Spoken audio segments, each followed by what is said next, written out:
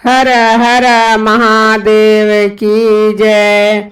दिन में जहाँ कहीं रहिया हमारे भोला, दिन में जहाँ कहीं रहिया हमारे भोला, चर्चा में चली अइहा हमारे भोला, चर्चा में चली अइहा हमारे भोला।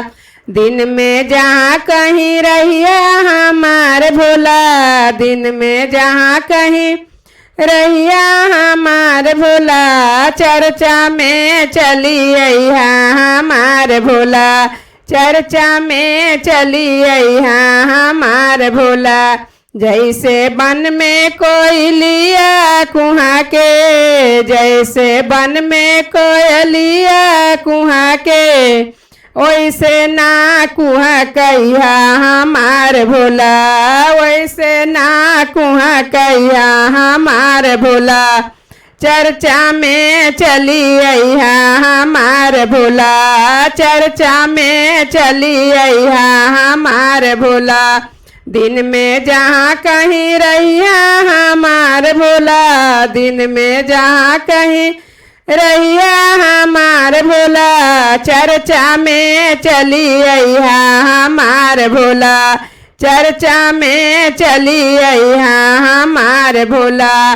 जैसे जल में मछलिया तड़पे, जैसे जल में मछलिया तड़पे, वैसे ना तड़पइहा हमारे भोला, वैसे ना तड़पइहा हमारे भोला।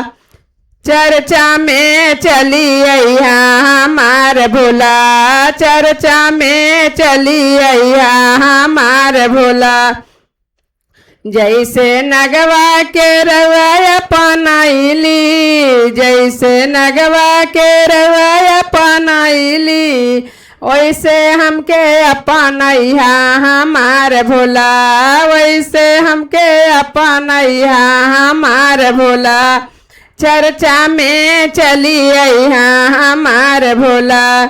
जैसे बसहा के रवाया पनाइली, जैसे बसहा के रवाया पनाइली, वैसे हमके अपनइहा हमारे भोला, वैसे हमके अपनइहा हमारे भोला।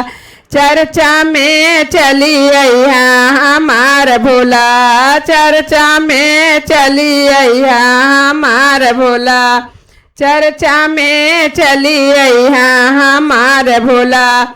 दिन में जहाँ कहीं रहिया हमारे भोला, दिन में जहाँ कहीं रहिया हमारे भोला, चर्चा में चली अइहा हमारे भोला, चर्चा में चली अइहा हमारे भोला, चर्चा में चली अइहा हमारे भोला। जय श्री गुरु महाराज की जय।